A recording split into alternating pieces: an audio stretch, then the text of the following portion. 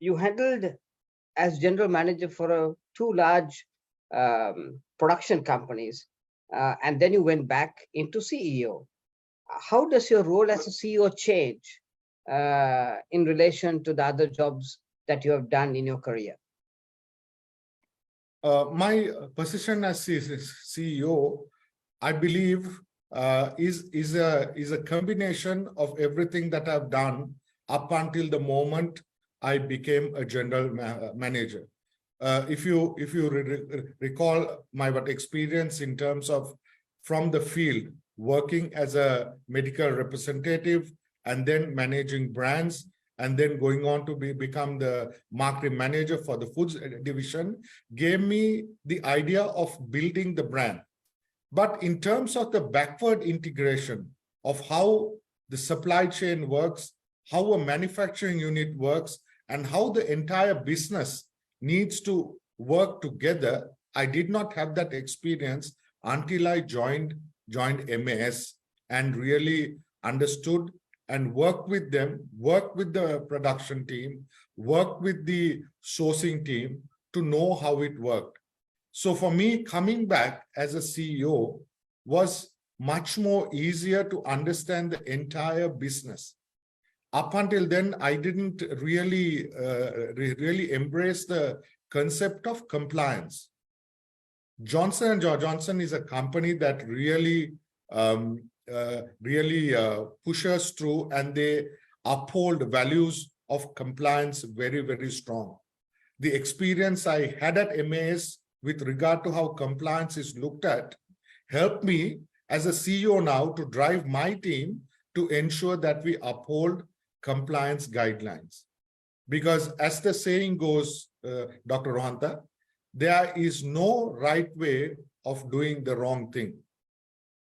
And we always, at the difficult times, sometimes we try to find shortcuts to do things. But if you're focused on compliance and your systems and processes are in place, you will have a smooth operation running. You need to believe and embrace your systems and processes. So my move from being in production was actually a learning curve that I went through in order for me to take over this position as the CEO, because that gave me the entire knowledge of how the business worked. So that's how I see my move from production into a CEO's role.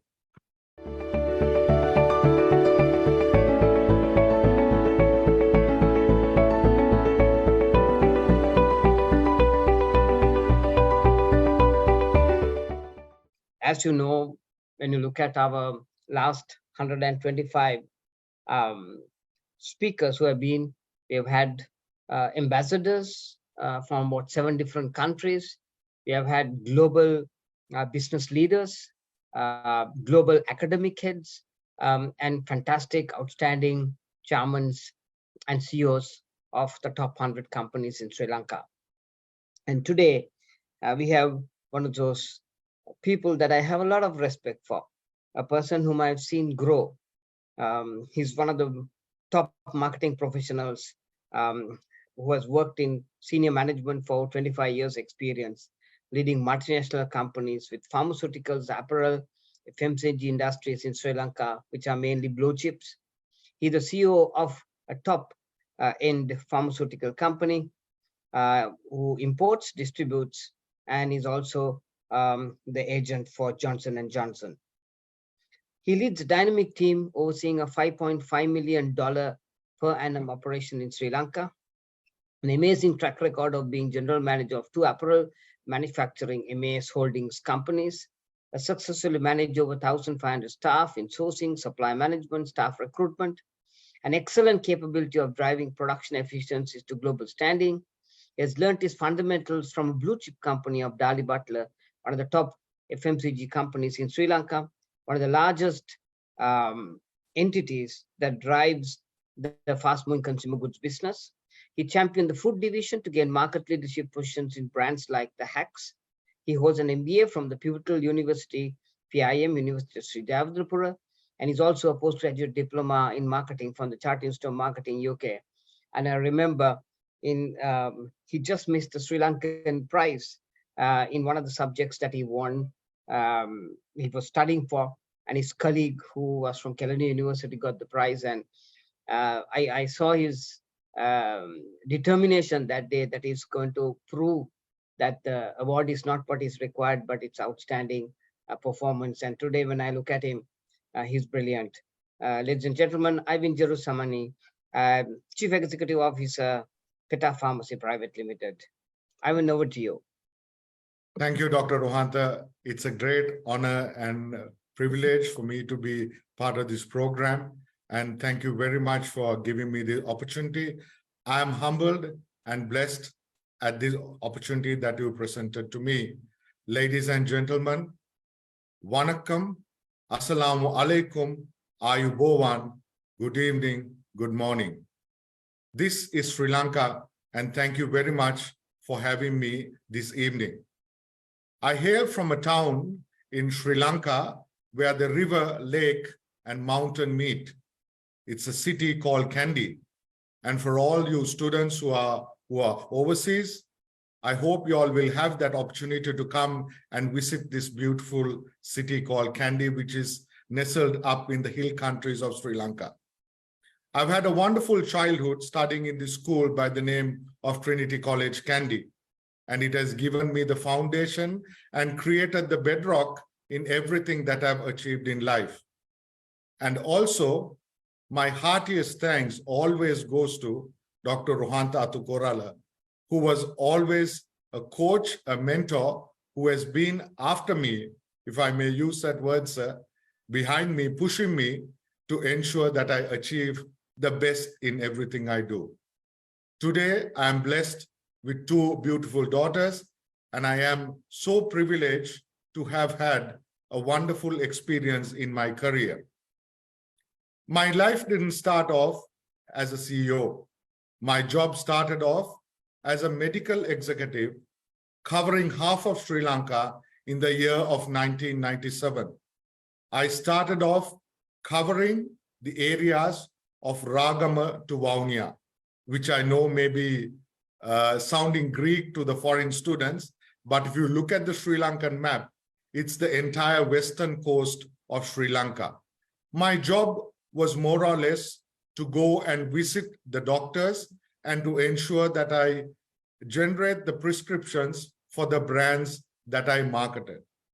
I was always keen to be at the top of everything I do.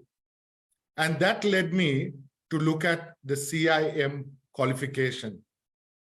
I used to work from Monday to Friday, covering this whole part of the Western coast.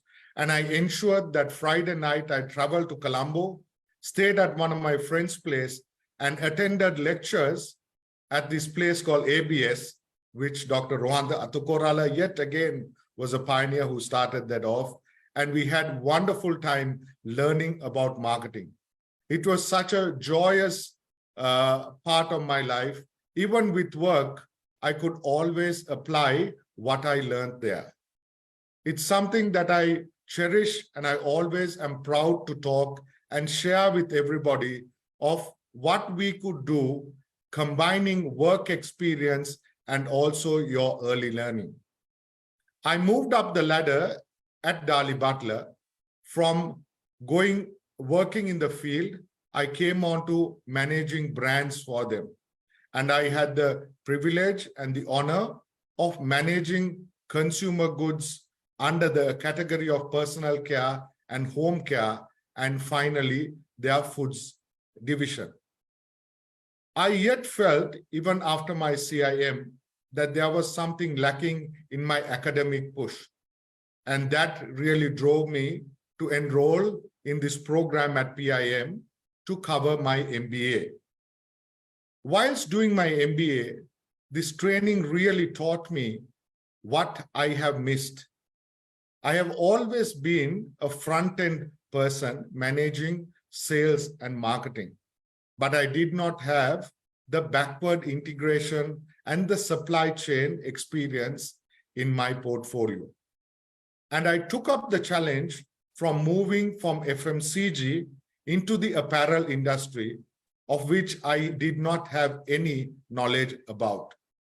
But thanks to the lovely people at MAS and also the team that I was given really helped me understand and motivate myself and garner knowledge to become the general manager of one of their factories located in Katana. This gave me an amazing experience. I learned a lot in terms of how compliance and also other aspects of human resources in the subject of manufacturing really worked. Hands-on experience and being there with the sewing girls really gave me an insight to how that industry worked. I had the privilege of working with top brands such as Nike, Hanke Mola, Victoria's Secret, to name a few. This really gave me that opportunity and insight to really grow my career. I was always keen to come back into a CEO position, and I was offered this job during the beginning of COVID in 2020, where I took over as the CEO of my current job at Pettah Pharmacy Private Limited, who are the agents for Johnson & Johnson Pharmaceuticals in Sri Lanka for 60 plus years. This is a fantastic journey that I've had in life, and I look forward to sharing my knowledge with all of you all. One thing that I would like to leave with every one of you all, which is very, very important that you understand this. Knowledge is expensive. Yes, you have enrolled in a program at a time where the country is having a downturn. There are rumors and speculation that the world may go into a major recession. With all this, you have taken the right step to gather knowledge to go forward. Why do you have to spend so much for knowledge? Because ignorance is costly. Knowledge is expensive. Ignorance is costly. You have done the right thing in stepping forward compared to the others. When they are looking at the industries, is this time that everybody takes a cooling off period? No. Knowledge is something that you have to always gather. From the womb to the tomb, it's something that you can always learn. Every aspect. Me sitting here today gives me experience, and I know that I'll gather a lot from you students here. I want to wish you all the best, and you all have chosen the right path. And I'm you know, if I may say this, jealous about the panel that you all have, because they have vast experience and you all are going to learn from the best. My advice to all of you is attend classes and ensure that you listen and garner the knowledge that you can take to your workplace. I wish you all the best, and I hope to see you all soon, and with that MBA under your belt. Dr. Rohantha, over to you. Thank you very much, Ivyin. And I'm getting a whole sheet of questions that I'm getting it on my WhatsApp. So let me pick up a few of them. The first question that they're asking you is, what is you had your first experience on the field? You're a field guy. And I yet remember how you used to take the train on a Friday and come for class on Saturday. So the question is, does a person have an edge in their business life when you start your life on the field? Thank you, Dr. Rohantha. Those days coming in the bus and coming in the train really helped me understand what I needed to do at the boardroom in my office room. The field knowledge is something that I believe that every person has to have in their career. If you don't have your connection with your customer and your consumer, you will not be able to take the right decision. Every experience I had on the field, I remember once I was part of this team that was going to launch joysticks for Dali Butler. And we were on the field that day.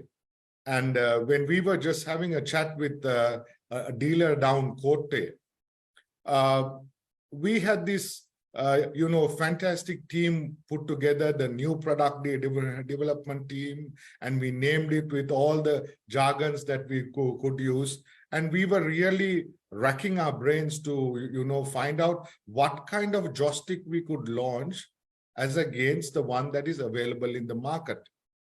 And we just stepped into this shop down Kotte, and this person, we just told him, look, we are planning to launch a joystick. What do you think? He said, please don't launch yet another joystick. So we said, what is the difference that we could bring in? He said, can you bring in a joystick that has 2 fragrances in one stick? That was the time. That really gave us that wow moment. If we were not spending time on the field, we will not be able to take sound decisions. So for us to make sound decisions, yes, being on the field is important. And I'm not saying that everybody needs to start on the field, but you need to spend time on the field. If you're not close to your customer, you cannot take those sound decisions. So my advice is, yes, the field is very, very important. Another question coming up. It said, you handle brands. You went on to handle brand management in one of the most competitive companies in the blue chip arena in Sri Lanka, which is Dali Butler. And you built some fantastic fighter brands. What is the key difference between brand management and sales management? Brand management is actually, you are giving birth to a child, if I may use that illustration. Brand management is where you give birth to a child. You need your partner, who is your sales team, to take the product out there and grow it in the market for you. But you are the custodian. So the difference between brand management and sales management is you have to have the vision and the strategy as the brand manager. The vision and the strategy has to be yours, and you need to be the sole custodian from the design to the execution of every strategy. You have to be the person behind it, driving it. The sales team is actually, sales management is the people who execute the plan for you. But you need to be hand in glove with them. It's not 2 people opposing each other. It's partners working together. So sales and marketing is actually 2 functions, but they are both needed for you to achieve your goal. So that's my illustration and take on sales and brand management. Thank you, Ivyin. If I may just add, brand management is where you build a brand in your consumer's mind in terms of the awareness levels, in terms of how the brand's top of the mind awareness is built, and what kind of values you are assigned to that product, so that it instigates you to go out there and try the product. And when you tried, if your price and your distribution is there, people pick it up. And when they go home and they use it, what happens is, provided your product performs, the repeat purchase happens.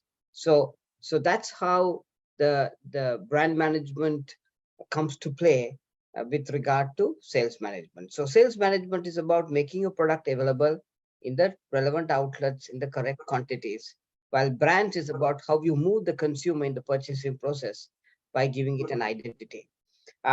Another interesting question, he says, you handled as general manager for 2 large production companies, and then you went back into CEO. How does your role as a CEO change in relation to the other jobs that you have done in your career? My position as CEO, I believe, is a combination of everything that I've done up until the moment I became a general manager.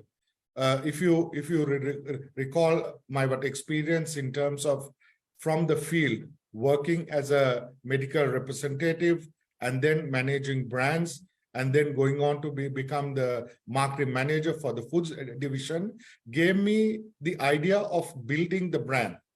But in terms of the backward integration of how the supply chain works, how a manufacturing unit works, and how the entire business needs to work together, I did not have that experience until I joined MAS and really understood and worked with them, worked with the production team, worked with the sourcing team to know how it worked. So for me, coming back as a CEO was much more easier to understand the entire business. Up until then, I didn't really embrace the concept of compliance. Johnson & Johnson is a company that really pushes through, and they uphold values of compliance very, very strong. The experience I had at MAS with regard to how compliance is looked at helped me as a CEO now to drive my team to ensure that we uphold compliance guidelines. Because as the saying goes, Dr. Rohanta, there is no right way of doing the wrong thing. And we always, at the difficult times, sometimes we try to find shortcuts to do things. But if you're focused on compliance and your systems and processes are in place, you will have a smooth operation running. You need to believe and embrace your systems and processes.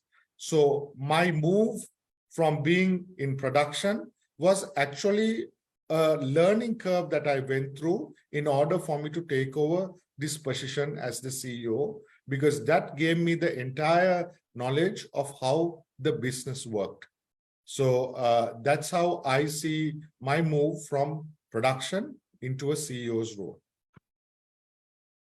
Thank you, Ivyin. It was really, really good. And in fact, just to add to what Ivyin does is that when you become a CEO, end of the day, you are going to manage two things. Number one is overall your profitability, and that's the key. You have to manage your P&L, and the buck stops with you. And second, of course, is you have to make sure that the motivation levels are right in the company, and that those are the two cutting edge things that happen when you become a CEO.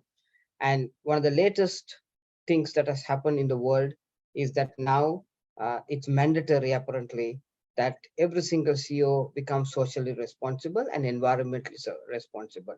So if you're not having some kind of qualification with regard to the climate change area, be it in terms of maybe looking at the ozone layer, maybe looking at the carbon footprint. And if you don't know how to calculate your carbon footprint, you cannot be the CEO of tomorrow. So those are the kinds of new things that is happening in the world. Final question, Ivyin.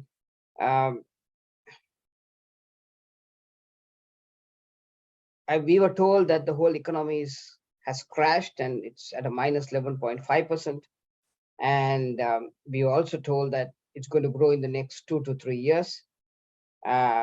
What's your advice for a youngster like us who are starting our master's program? Well, thank you for asking that question. It's a very, very pertinent question.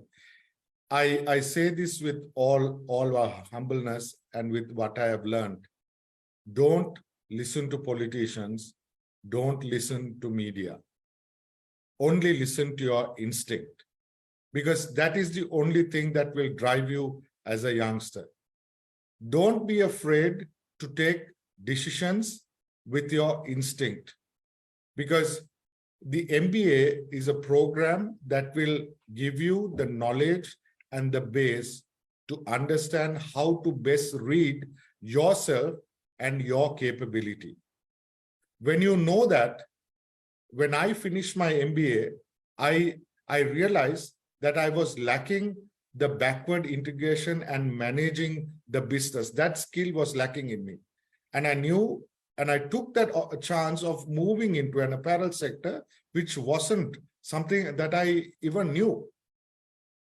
Actually, thanks to my family that they really supported me in that decision. But most of them were saying, what do you know about manufacturing apparels? I said, well, that's what I'm going to learn.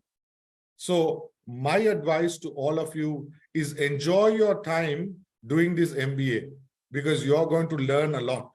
You will, as long as you come with an open mind and don't take in the the negativity that is around you, we will not be able to move forward. This country has immense potential. We have seen countries that have fallen and risen again. If you go through history, there's a lot that I could quote. Since the lack of time, I wouldn't want to go into those, but Japan is one of the examples. Singapore is another one. Look at India, how they are growing. I mean, there are a lot of examples that we could use. And we, as you know, people with a sound mind, since we have good insight of enrolling in a program like this, that we can really grow. So my advice is listen to what is relevant to you to achieve your goal. Don't take in things that are not relevant to you. Always understand to leave out the clutter, focus on what you want to do, and enjoy this journey. Enjoy your family life. Have a balanced life. It's not only study, but also enroll with all your friends. Because understand, this MBA, as a wise man once said, your network is your net worth. I say it again, your network is your net worth. That is what you will gain from this MBA with all these students who are here. I believe there are close upon 70 participants today. All of you all don't know what you are going to achieve at the end of it. But if you have everything set in your mind, there are so many people here who could support you. Engage with everybody. The breaks that you take, I hope they will start off physical classes soon. That's the time that you can really engage with each other, because grow your network. The MBA is mainly about networking. That is something I believe. So Dr. Rohanta, I think this is a really good question. And I think the country and our young people need to understand this, that we need to leave out the clutter. Because if we put all these three things in, we are not going to move forward. I'm not being a motivational speaker, which is a cliche, but we have to be positive in what we do and take this country forward, and we can do it. That is something I really believe. Thank you very much, Ivyin. It was fantastic listening to see and hear you. I could see the kind of maturity that has come in, and managing a $5.5 million business, with the experience of almost 1,400 people. It just tells so much of where you've gone. Really proud of you. And ladies and gentlemen, on behalf of everybody, I think you've done us all proud. Thank you. Thank you very much, everyone.